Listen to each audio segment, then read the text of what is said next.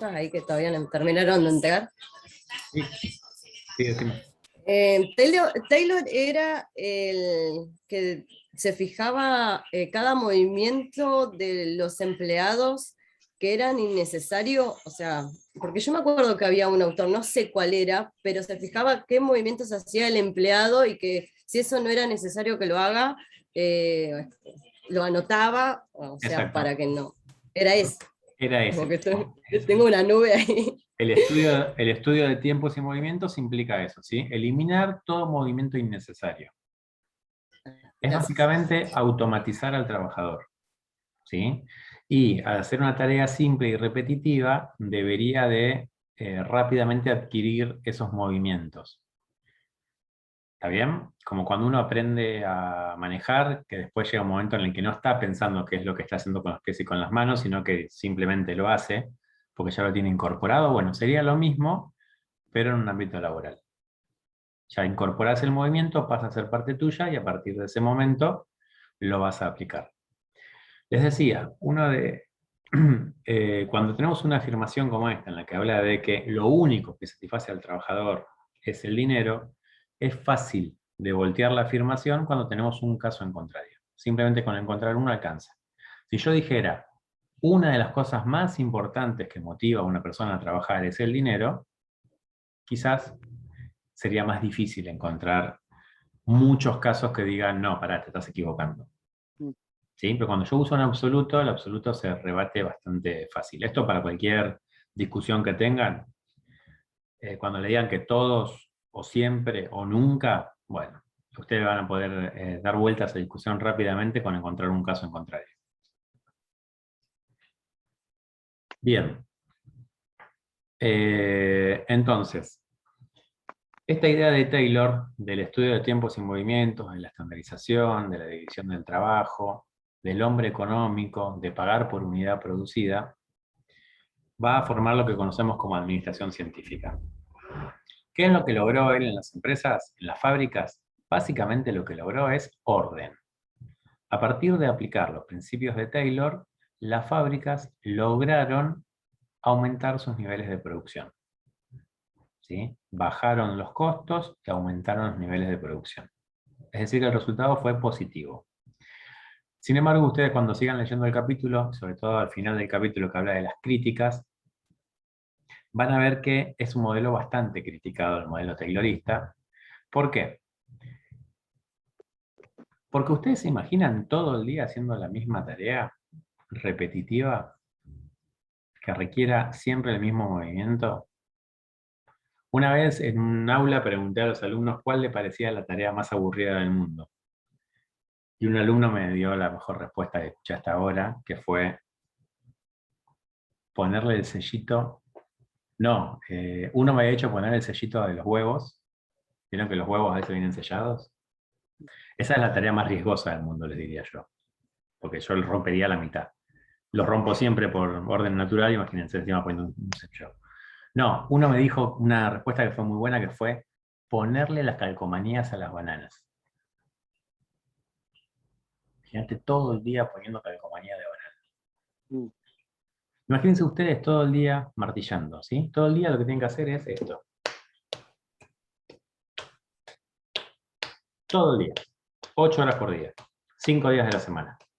Si lo hacen y frenan, son ineficientes, son improductivos. Si golpean y golpean mal, son ineficientes. Y su sueldo depende de cómo ustedes martillen, de cómo ustedes golpeen, porque le van a pagar por unidad producida. Todo el día haciendo esto. ¿Qué pasa cuando una persona está todo el día haciendo lo mismo? Se cansa más rápido, Se se cansa. aburre del trabajo y llega a un cierto punto en que termina siendo ineficiente. Te quema la cabeza. Y es algo que Taylor en ese momento no pudo ver.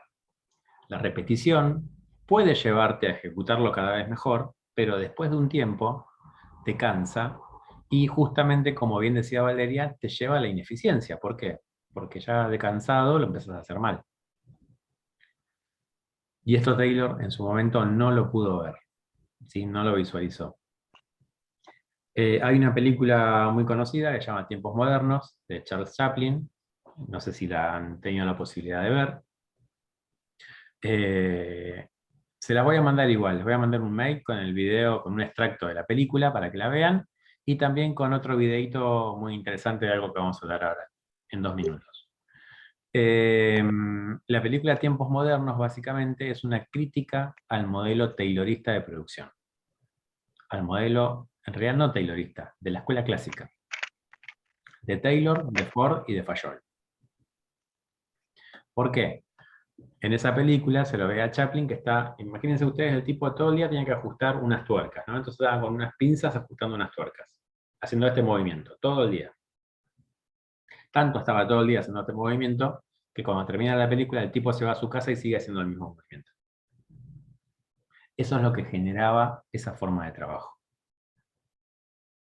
A esto también se le suma otra característica, la última de la ORT, que también es bastante criticada de Taylor y que quiero que hagamos hincapié porque es algo que lo diferencia a Taylor de otros autores. La forma en la cual va a supervisar las tareas. En la época se trabajaba mucho con capataces. Los capataces no eran lo que hoy conocemos como un coach, no era el tipo copado que te tiraba la data justa para hacer una tarea. Un capataz era una persona que controlaba. ¿Sí? Generalmente eran señores grandotes, de voz grave, y que daban miedo. El capataz te controlaba el trabajo. Lo que decía Taylor es que él iba a poner algo llamado supervisión funcional. La forma de controlar a los trabajadores era a través de la supervisión funcional. ¿Cómo significa, en qué consiste esto? Iba a haber un capataz especializado en una función determinada, en una tarea. Entonces, por ejemplo, tenías el capataz de corte. Todo lo que tuviera que ver con corte lo iba a controlar el capataz de corte. ¿Sí? Tenías otro que era el capataz de pintura.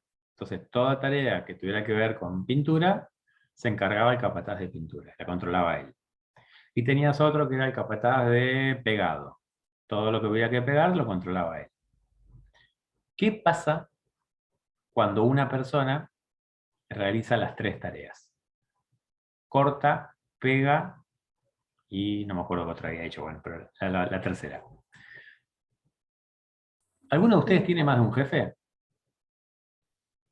Sí. ¿Cómo es tener más de un jefe? Horrible. Horrible. ¿Por qué es horrible? Recibes mandatos de todas partes y no sabes cuál tarea realmente le vas a dar prioridad. Exactamente, ¿sí? Esto es algo muy común. Cuando tenés más de un jefe, tenés distintas órdenes que a veces son en contrario inclusive, y vos decís, bueno, ¿y qué hago? ¿A quién le hago caso? Un diferente tipo de liderazgo sería eso que tienen.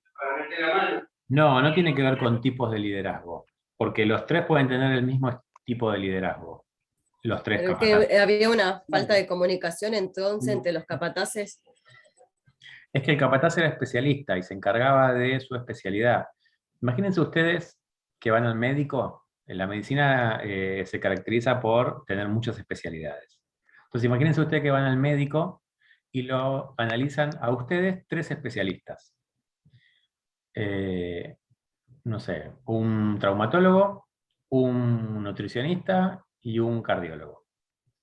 Y el traumatólogo les dice que tienen los huesos muy débiles, que tienen que tratar de cuidarse los huesos y de cambiar su alimentación.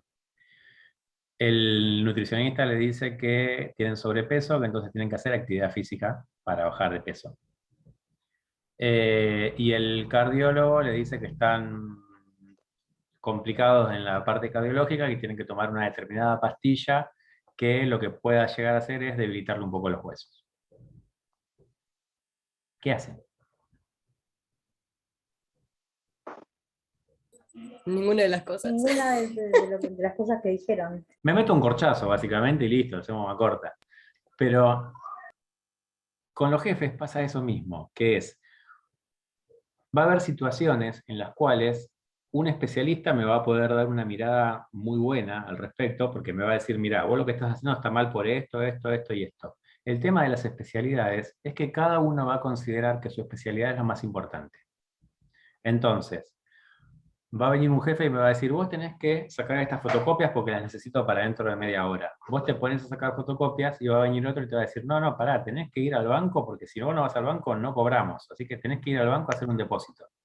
Y las fotocopias no importan. Lo más importante es ir al banco. ¿Qué querés, cobrar o no cobrar? Y después viene otro y te dice, no, mirá, tenés que hacer una copia de la llave de la empresa porque si no mañana no tenemos cómo abrir la puerta. Disculpe, profe, Sí, pero cada uno de esos capataces no se dedicaba a distintas áreas. no, ese es el problema. Se dedica a distintas funciones dentro del sí. mismo área. Entonces, Ya, vos como empleado vas a ser controlado por 3 personas distintas que van a tener miradas especializadas diferentes de lo que vos estás haciendo. Y ahí está la contradicción. ¿Sí? Después vamos a ver otros autores que encuentran una solución a esta problemática. ¿Se entiende hasta acá entonces? ¿Cuál es el esquema de esto? Bueno, ahora no tengo para dibujarlo. A ver, espere. Está el cuadro en el Sí, libro. tienen el cuadro en el libro, pero bueno. El esquema es algo así, en el que tenemos un empleado que responde a varios jefes. Después lo que vamos a ver es que hay otros autores que proponen exactamente lo inverso. Un jefe con varios empleados. No significa que cada empleado tiene muchos jefes y que los jefes controlan a una sola persona. Los jefes controlan a muchas personas. Pero sí, yo puedo recibir órdenes de varias personas distintas. Y eso lleva a confusión al empleado. Taylor tenía una mirada muy particular de la administración. Él decía que la administración debe ser científica. ¿Qué significa esto? Que tenemos que dejar por un lado el empirismo, la prueba y error, que era lo que ocurría hasta ese momento, y teníamos que analizar la administración, pensarla, para después ejecutarla. ¿Y quiénes tenían que pensar la manera de administrar?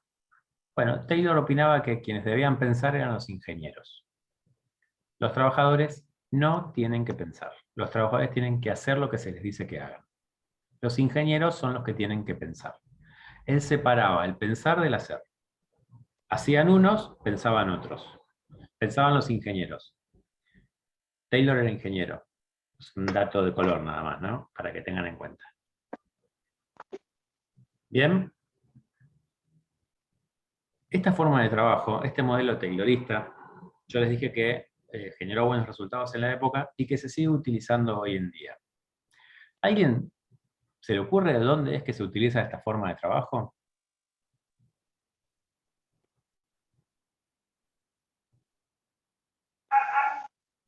División de las tareas, especialización. Eso es. ¿Dónde, Joaquín? En el ejército, En el ejército, sí, puede ser. Ujú. en las iglesias, capaz, ¿o no? También, lo que pasa es que no sé si les supermercado. diría que en la iglesia tienen la división de las tareas, así a llevar a tareas tan simples, repetitivas. En un supermercado, Y En las porque fábricas está el textiles. repositor, está en la cajera, hay una supervisión, que no hace más que otra cosa que supervisar. Es decir, el que está en verduras, tienen todos un trabajo muy específico, ¿no? Y hacen siempre lo mismo. Calculo, no conozco íntimamente el trabajo de un supermercado, pero por lo que puedo observar. bueno, acá dicen fábricas textiles y dicen call center. ¿Alguien trabaja o trabajó en un call center? Sí, yo trabajo. Bien, ¿cómo es, Valeria, trabajar en un call center? Perdón por desactivar el chat, ahora quedó activado porque me olvidé, pero en realidad va desactivado. ¿Cómo es, Valeria? Es una tarea repetitiva, es automatizada. ¿Estás en Después de unos ventas, años. atención al público? ¿Qué estás haciendo? No, atención al cliente. Atención. Trabajé muchos años en Nextel, lo que era el servicio de telefonía con radio, y sí, ya soy grande. No y ahora dije eso, trabajo. digo que es algo que ya no está más, nada más. los más jóvenes no lo van a conocer. Y ahora trabajo para un banco, para una parte terciarizada. Bien, ¿y cómo ves cómo funciona el tema de los tiempos, por ejemplo, en el call center? Es como explicaba usted antes, al principio cuando uno ingresa, tiene una capacitación, hay un tiempo de llamada estipulado, que al principio nadie lo cumple, claramente, y después ya de 3, 5 meses máximo, uno supera esos tiempos que en algún momento creía que podían llegar a ser imposibles, porque la tarea está totalmente automatizada. Y en Bien. general, al menos lo que yo trabajo, las consultas suelen ser siempre las mismas. Hay algún que otro caso especial en alguna oportunidad, pero no son la mayoría. Y ante una consulta, las respuestas las tenés ya estipuladas. La mayoría sí, sí. Bien. En algunos call centers trabajan con sistemas en los cuales, bueno, en todos miden el tiempo, pero en algunos inclusive hasta cortan las llamadas después de determinada cantidad de tiempo. Cuando una persona... Sí, eso en general los que son de empresas directas. Claro. Cuando una persona está mucho tiempo en un llamado, esa persona es generalmente llamada a la atención y la llamada es escuchada por un supervisor.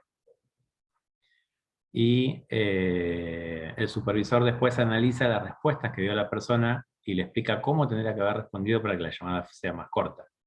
Porque el sentido de un call center es atender muchas llamadas, no pocas. No es resolverle el problema a la gente, es atender muchas llamadas. ¿Sí? Entonces, tengo que responder rápido. Y todos respondemos lo mismo. Está completamente estandarizado. Están estandarizadas las respuestas, están estandarizados los tiempos. Lo mismo ocurre, yo siempre doy el mismo ejemplo que es bastante claro, cualquier local de comida rápida. ¿Sí? McDonald's. McDonald's trabaja con un sistema taylorista, 100% taylorista.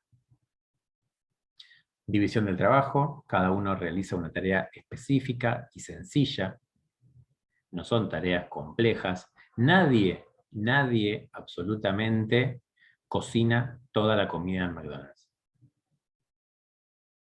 O hacés la hamburguesa, o hacés las papas fritas, o atendés la caja, o despachás. Pero no haces todo. ¿Alguien trabaja en McDonald's de los que están acá o en alguna cadena de Yo he comidas rápidas? trabajado, profe, hola, ¿cómo estás? Yo he ¿Cómo trabajado estás? en Burger King por 3 años, gracias a Dios renuncié ya, porque era un trabajo muy agotador, pero muy agotador. Bueno, eso lo vamos a escuchar, creo que de todo el mundo, con los call centers. Valeria, perdón que lo diga, pero pasa bastante parecido. De hecho, son horarios que generalmente tienen jornadas laborales más cortas. Y no Sí, porque... 4 horas, o a veces me tocaba trabajar toda la noche, 8 horas. Trabajaba en Santa Rosa, ahí en Castelar, ¡Ay, era qué toda la lindo! noche, te venían los borrachos, todo. Me habrás atendido 20 veces Ahí seguro, bueno. estresante físicamente y mentalmente, era estresante cuando me tocaba toda la noche trabajar ahí. Bueno, les voy a dar una tarea a A los todos. call center, profe, le dicen el 666, porque le dicen que son trabajos de 6 días a la semana, de 6 horas, y que nadie lo soporta más de 6 meses. Sí, y aparte sabemos lo que significa 666 también, ¿no? Digo, no tiene una Sí, por connotación eso, muy positiva, que digamos. claro, por Eh, eso lo llaman ujú. así. Bien, porque son considerados trabajos insalubres. Entonces, pero el tema no es trabajar 4 horas en McDonald's o trabajar 6 horas en el call center porque somos buenos. Es porque es lo que el empleado rinde en el trabajo. Después está comprobado que después de 4 horas una persona baja su productividad trabajando en McDonald's. Entonces no sirve. El estudio de tiempos y movimiento va acompañado de un segundo punto que cuando ustedes lo leen parece muy lindo y en realidad es terrible dentro de la Organización Racional del Trabajo, que es el estudio de la fatiga humana. Y el estudio de la fatiga humana implica cuándo se cansa un trabajador. Pero no es para decir, uy, che, pobre, está cansado el tipo. Es para ver cuándo empieza a bajar su productividad. En ese momento tiene que ser reemplazado. Es mejor que trabaje pocas horas y produzca mucho, y no que trabaje muchas horas y termine cansado. ¿Bien? ¿Me siguen hasta ahí? Tarea para todos. Tienen que ir la próxima semana a McDonald's y tienen que hacer lo siguiente. Van a hacer una compra y cuando les estén despachando las cosas en la bandeja, en algún momento el empleado se va a dar vuelta. Cuando el empleado se dé vuelta, ustedes lo que van a hacer es rápidamente cambiarle las cosas de lugar en la bandeja. No dije que se roben algo, dije que cambien las cosas de lugar, que son cosas distintas. Cambien las cosas de lugar en la bandeja. El empleado se va a dar vuelta, creo que ni los va a mirar a ustedes y directamente va a volver a poner las cosas en su lugar. ¿Saben por qué? Fueron capacitados y se Es algo acostumbraron. automático. Automatizado. Están condicionados. Son robots. Automatizado. Sí, están automatizados, fueron capacitados de esa manera, pero no es porque sí.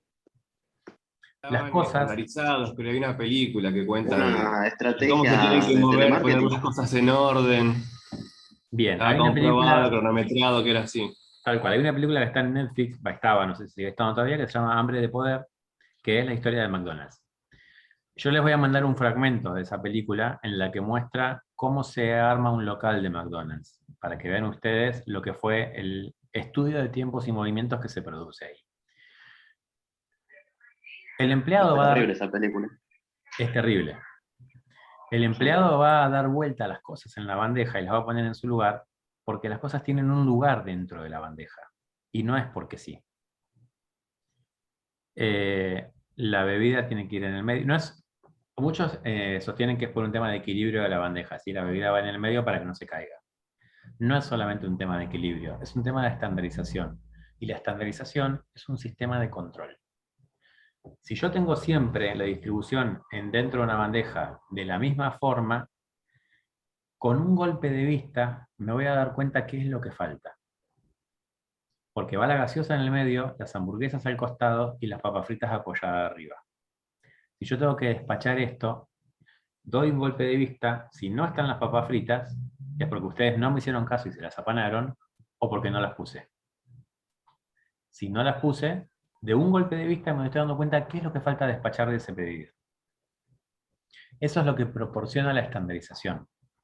Nos permite controlar. Si todos hacemos las cosas de la misma manera, yo puedo controlar muy fácilmente quién las hace distinto.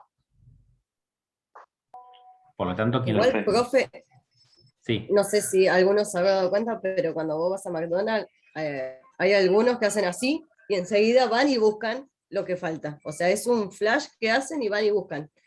Porque ya ven todo así. Porque es eso, es el golpe de vista, veo lo que falta en la bandeja, lo voy a buscar, ya está.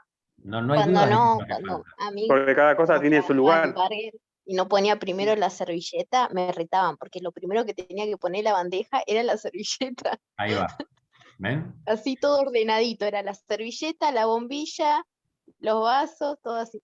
Hace muchos años, acá voy a delatar mi edad, pero no importa, hace muchos años, en Burger King, cuando ustedes iban a un local de Burger King, ven que las distribuciones locales son todas iguales, porque es una franquicia y está estandarizada, iban a un local de Burger King, miraban a la derecha y había un cartel que tenía, no me acuerdo cuántos pasos, pero que era cómo se atiende a una persona, a un cliente.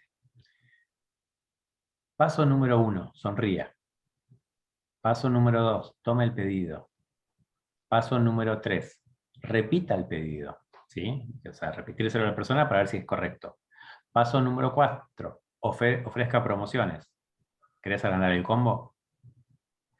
Paso número 5, cobre. Tampoco somos boludos, hay que cobrar.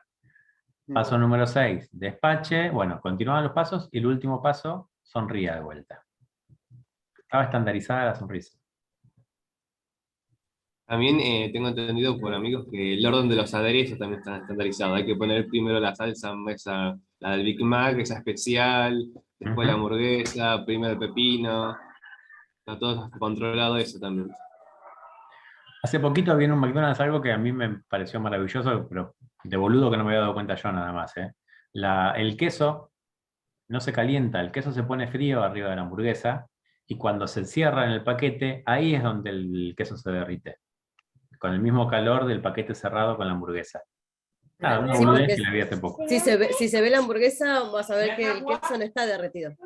Claro, está un poco fundido por el mismo calor de la Claro. hamburguesa. Ujú. Bueno, todo eso es estandarización, todo eso es Taylorismo puro.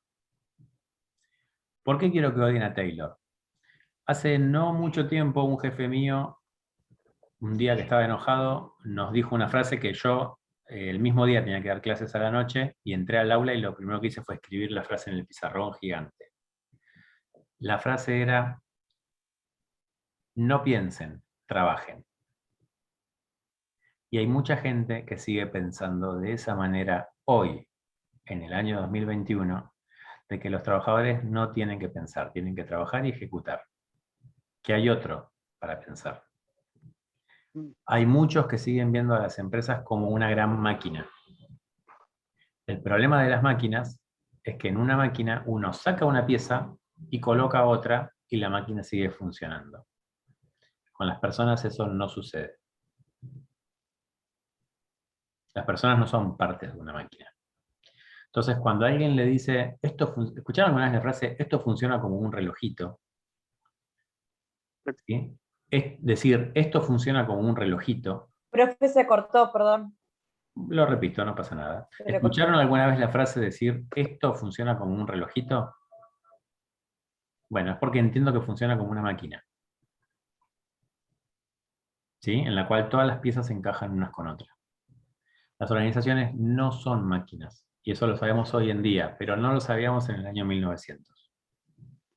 Bien, las principales críticas que tiene el modelo taylorista es justamente cómo hace que el hombre pase a ser un engranaje de una máquina.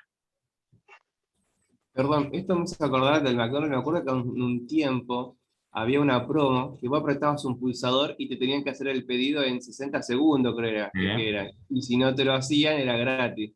Como que ahí también muestra eso de la rapidez que tienen que tener en el orden. Bueno, el McDonald's, no sé si lo siguen usando, pero antes se utilizaba, bueno, ahora no porque ya la tecnología ha avanzado, pero se utilizaba un reloj que tenía 2 agujas, que marcaba, en el reloj vos podías ver el tiempo en el cual te llegó el pedido y el tiempo que vos tenías para despacharlo. Si pasaba más tiempo de eso, las hamburguesas se desechan. A mí me tomaban el tiempo, por ejemplo, para tomar pedidos, y el pedido del autoquín también toman el tiempo, y el que hacía en menor tiempo le dan como un premio, un combo y así. Lo certifico. Bien, te dan un premio. ¿Un premio de qué? De decirte, Sí, un Mateo. combo, o sea, tampoco era gran Claro, cosa, era un pero combo, capaz que uno más el caro premio no es tomarte del que una nos semana daban. libre, el premio es algo Claro, económico. sí. ¿Sí? ¿Por qué? Porque parten del concepto de hombre económico. Entonces los premios tienen que ser económicos. No es tenés un ascenso siempre y cuando el ascenso implique un aumento de sueldo. Si no, no tiene sentido en este esquema. Perdón, me acordé algo más también del McDonald's. Yo en una materia había visto que se analizaban también el tema de los colores, las representaciones visuales, y bueno, el rojo y el amarillo McDonald's también está diseñado por un tema de rapidez, de que evita que, perdón, hace que la gente, digamos, se vaya del local, que no los atrae esos colores, entonces por eso es rápido, express. Bueno, Que me de los acuerdo de eso. McDonald's, tal cual, los McDonald's, después, bueno, algunos han ido cambiando, pero se caracterizan justamente, si ustedes, sobre todo antes, si se iban a sentar en un McDonald's, no era cómodo. Las sillas son duras. ¿Por qué? Porque la idea es que no estés mucho tiempo ahí. La idea es que comas y te vayas. Y en lo posible, comer arriba del auto. Por eso está el Automac. Bueno, profe. Nada también más está el rápido para ejemplo despachar a alguien que esté arriba de un auto directamente. Está el ejemplo también de Disney, que no tiene baños para que uno haya más circulación de gente. Por ejemplo, Mira, que no lo sabía. descubrí hace poco. No sabía. Claro, Mira. no hay baños para que uno pueda ir a los juegos o divertirse y ir. O sea, que circule más rápido la gente. Tengo pendiente llevar a mi hija a Disney, así que lo voy a tener en cuenta. De ir al baño antes. Bueno. No, perdón. Baño hay, no hay espejo. No, nada que ver. Ah, No hay mira, ahí espejo en el va. baño. Para Para que que no, no tardes tanto tiempo, claro, que salgas del baño rápido. que no te quedes boludeando, está bien. Claro. Ujú.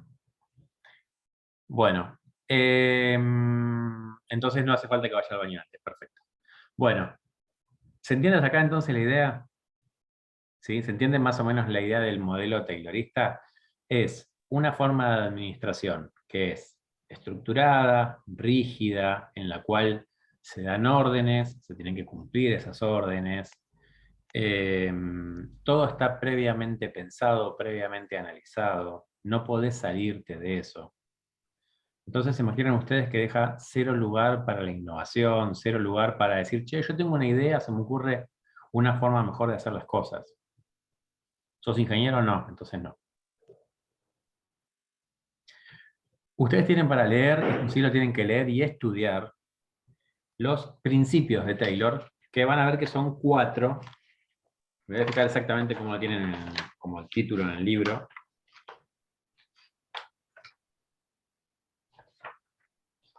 Principios de la administración científica. ¿Sí?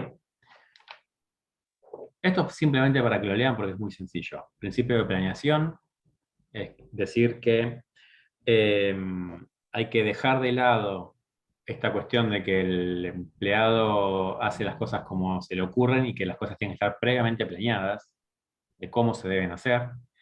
Principio de preparación, que habla de la capacitación del personal y del ordenamiento dentro de la fábrica, de cómo tienen que estar las cosas al alcance de los trabajadores. Tiene que estar todo preparado para que el trabajador pueda estar en su lugar de trabajo.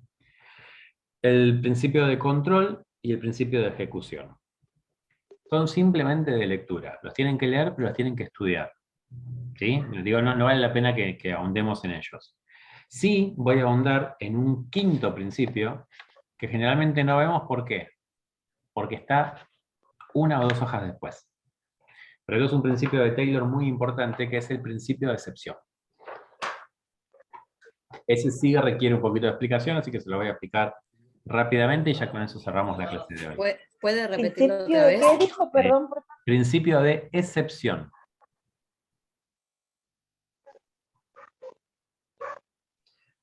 El principio de excepción parte de una idea, parte primero del concepto de estándar. ¿Sí? Cuando uno tiene un estándar, vamos a imaginar que para hacer una determinada tarea el estándar son 10 minutos. Yo empiezo a analizar el trabajo de mis empleados y veo que hay algunos que demoran 9, algunos demoran 10, algunos demoran 11. Lo que dice Taylor, lo que dice este principio de excepción es, todo lo que esté cerca del estándar, vos no tenés que preocuparte.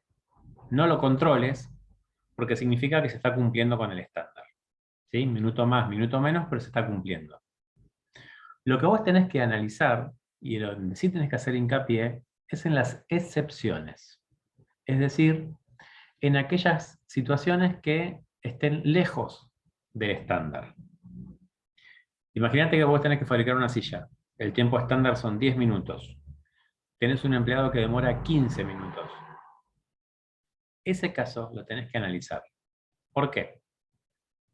Porque tenés que ver por qué ese empleado demora 15 minutos. Quizás hay un problema con la distribución de las herramientas. Quizás hay un problema con la capacitación del empleado.